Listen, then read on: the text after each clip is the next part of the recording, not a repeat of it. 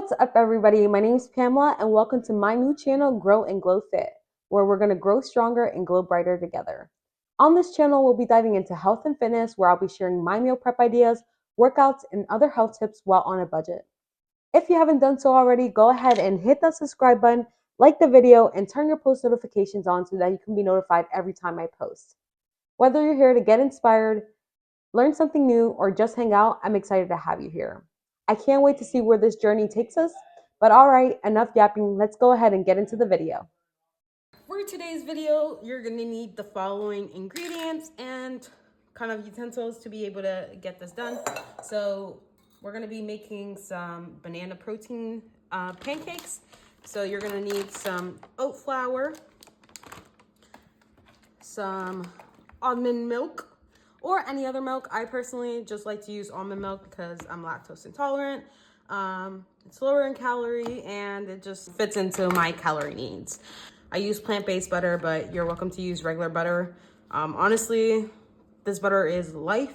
It took me a while to find like a good protein powder, but I found that I don't really like flavored protein powder. So I got this unflavored Vital Proteins Collagen Peptides protein.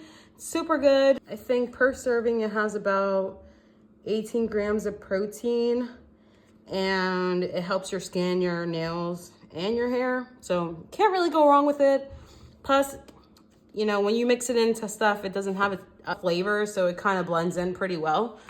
Your typical baking powder, egg whites. You can also just use regular eggs and, you know, not use the yolk, but I feel like that's a little bit of a waste. So these egg whites are pretty good. You'll need your bananas, the riper. I know these look crazy, but the riper the better, because it's gonna come out sweeter. So, you know, if they look a little like you should throw them away, it might be even better. And then finally, this is optional, but I like to throw a couple of chocolate chips into my pancakes, just to, you know, sweeten it up a little bit. But if you don't like chocolate chips or chocolate stuff, you can just make the pancakes regularly without the chocolate chips, and it'll be just as good. Aside from the ingredients, you'll need a big bowl to mix everything in, a whisk, of course, and then a small bowl so that you can mash your bananas. I'm gonna use a potato masher to mash my bananas, but you can use whatever you have at home. So let's get into it.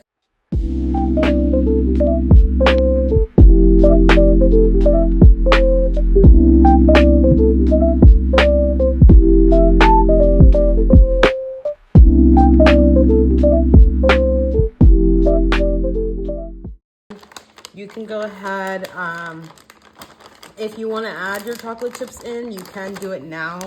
I typically just like to add mine as I'm cooking it. So go ahead and mix this well until it looks nice and incorporated.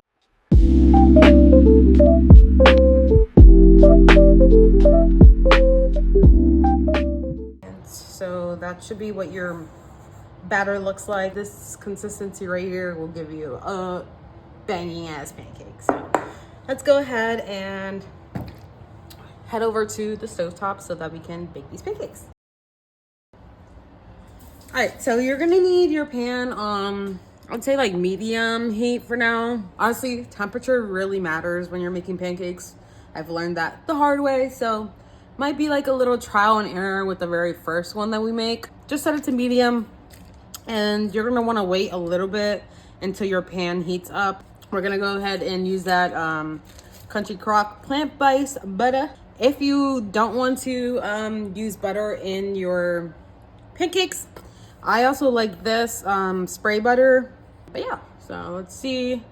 I'm starting to feel a little bit of heat, so I'm gonna go ahead and plop small slithers like this to kind of just add that in. And then I'm gonna use my spatula to mix it around because I do not want to scratch this pan.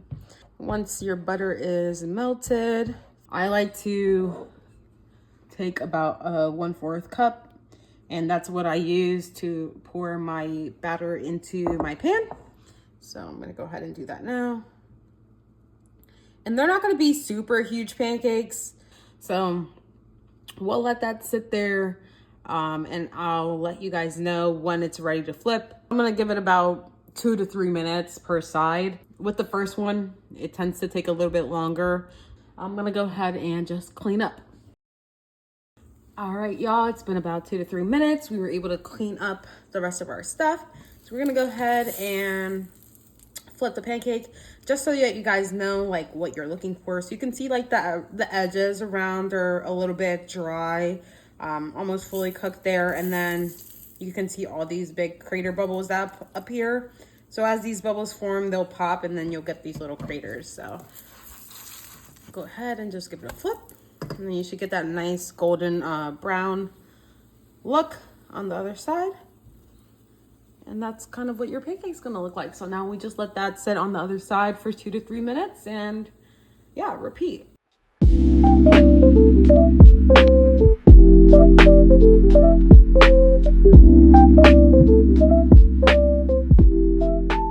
Here's our finished result. So now we're gonna go ahead and package these right on up. So I usually like to do 2. For me, I also like to use this 100% maple syrup, but honestly, you can also use this Mr. Buttersworth original syrup, or like any syrup. You just gotta make sure, you know, you keep an eye out on the serving size here. So you wanna make sure that you stay within that range so that way your calories are not going up too high. But regardless, whatever you really wanna use, that's what you're gonna do. And then you can either pour it directly into whatever container, or you can just, you know, package it up in a smaller container and then drop it in. Yeah, but that's all. I typically like to do these and then a little bit like a cup of fruit or something, or maybe even a little bit of Greek yogurt on the side, with a little bit of fruit on top. Will definitely make sure that you know, stay full for a long time and also meet your protein goals. All right, y'all, we're about to get into lunch now. So this is going to be pretty much what I'm gonna eat for the week. You guys saw the protein pancakes, and now you're gonna see for lunch, we're gonna have stuffed bell peppers with ground beef and cauliflower rice. So these are the ingredients that you're going to need for this specific recipe. I have Rao's homemade marinara, in my opinion, best brand for any sauce. Ground beef, so I like to get the lean ground beef, 93 to 7% fat is probably gonna be the best as far as calorie goes. But if you get your standard, you know, 90-10 or 80-20, that's fine. You just gotta consider it's gonna be a little bit higher in calories. I got 5 bell peppers that I'm going to wash and cut in half. Onion, I'm gonna use a white onion in this case. Frozen cauliflower rice. Colby-Jack cheese. And then guacamole. This is an optional thing as well. I just wanted to add it, but if you wanna add like low-fat sour cream, something of that nature, hot sauce, whatever you typically eat with like your Mexican-ish kind of food. But just keep in mind, you know, that might add a little bit more to your calorie count. So just make sure to factor that in when you guys are making the recipe. So let's go ahead and wash our produce and get that set up. All right, y'all, so I went ahead and rinsed and dried my bell peppers. So with these stuffed bell peppers, I'm actually going to go ahead and cut them in half. If you were just doing this meal for yourself, you can just, you know, cut off the top and obviously take out the middle. But I'm gonna be sharing this with my boyfriend, so I'm gonna go ahead and just half these. You wanna go ahead and just try to get that as clean as possible. And then once you get all the stuffing out, we will go ahead and add some peppers and salt to season these bad boys up. But for now, I'm gonna go ahead and just decor these and make sure that they're ready for use.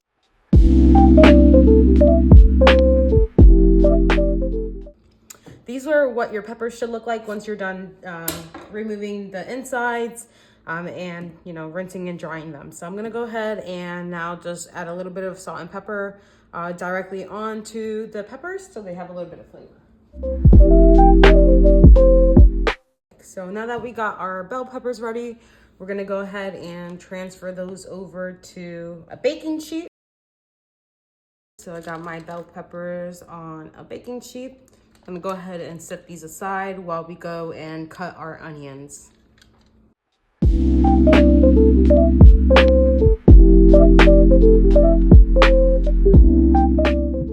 An 8-ounce pack of Colby-Jack cheese. If you wanted to just grab, you know, regular shredded cheese, that'll save you time and not have to go through the steps of shredding your own cheese.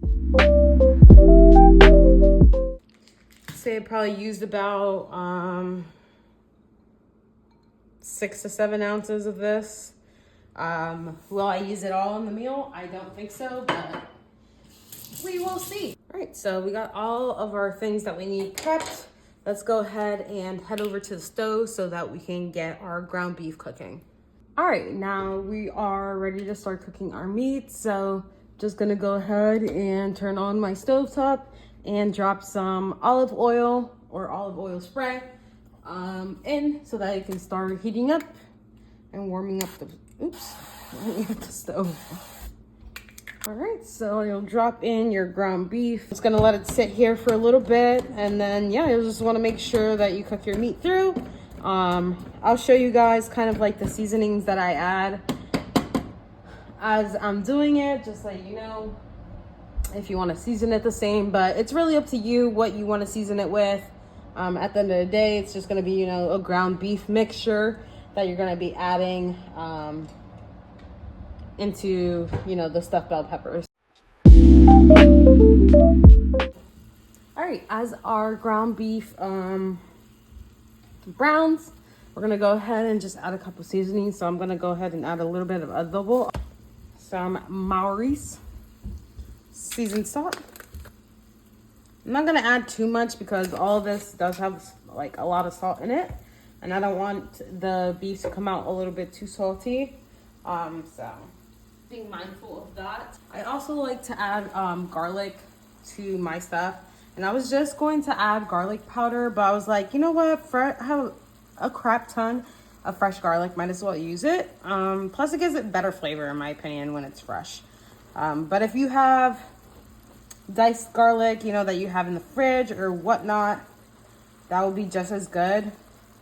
Like I said before, it's your beef, so however you typically like to season your beef, just add those regular seasonings, you know, make it to your liking. And then just to add a little bit of something, I'm gonna go ahead and throw in a little bit of paprika.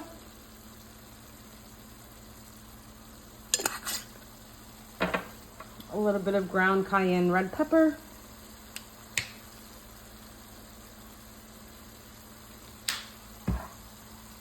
And a little bit of polvo de chili, or chili powder. I'm gonna add black pepper. And we're gonna mix that in. All right, while my ground beef continues to brown, I'm gonna go ahead and open up my cauliflower rice and put it in this pan over here. Stovetop instructions is just to pour the bag in there and let it cook for about 5 minutes while it's covered. I'm gonna go ahead and set that up.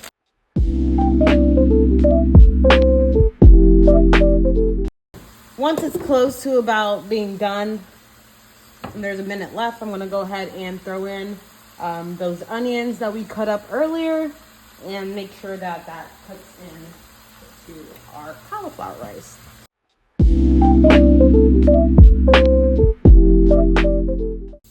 While your beef and your cauliflower is cooking, you're going to want to go ahead and make sure that you preheat your oven to about 375. That way, once you're done making everything here on the stovetop, your peppers will be ready to go and ready to put into the oven. So I took off my beef. I don't want it to dry out. No, it already looks a little bit dry, but that's okay. We'll get some juiciness back into it once we add our sauce in. Our cauliflower rice, I'm gonna go ahead and just move it over to this burner. And that way you guys have a better view of what I'm gonna do here with this cauliflower rice. So it's been about like 2 or 3 minutes so far for my rice. So I'm gonna give it about a minute or two more before I go ahead and add my onions in. All right, it's been about a minute or so, so I'm gonna go ahead now and add in our white onion that we cut up earlier. All right, and I'm gonna add a little bit of salt and pepper to our cauliflower rice. Go ahead and just let that sit for about a minute. And then once that minute is up, we're gonna go ahead and add in our red sauce. And then combine everything together and some cheese. And then we'll be ready to go. All right, so now we're ready to go ahead and add in our red sauce and our cheese to our cauliflower rice. Colby-Jack, give that a stir.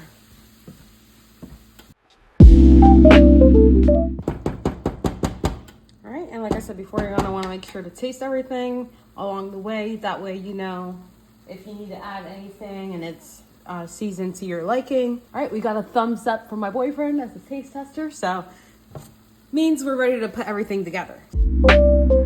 So I am gonna go and add a little bit more sauce.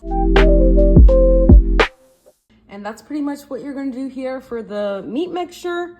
And now we're ready to go ahead and stuff the peppers. So I'm gonna go turn off the heat on this, grab my spoon, and pretty much just stuff until you can't no more.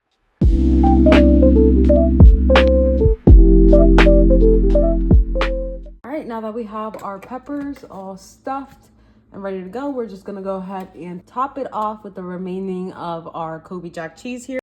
Ready to go ahead in the oven, so I'm gonna go ahead and stick those in. All right, so our bell peppers are done, and this is what the finished product should look like.